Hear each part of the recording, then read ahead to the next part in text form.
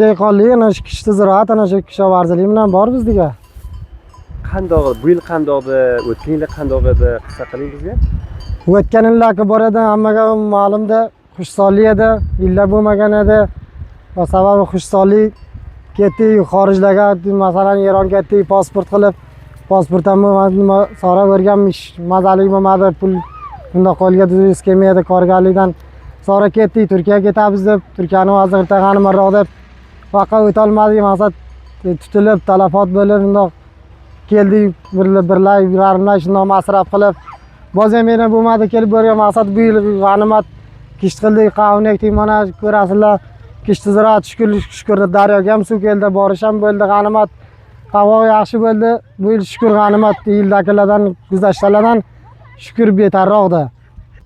Mana qavunni losh qilibsiz. Qavunni loshdan keyin nima ekmoqchisiz bu yerda? Qavunni loshdan baxayr inshaalloh shalg'am bo'ladi, joy zarjama, mana bug'doyli joy bo'ldi. Bug'doydan zarjama ekildi. Maqsad yerlarni tayini zaminda suv kamigandi. Va sababi suv kamiganligidan zarjamalar tuziy eka olmaydilar.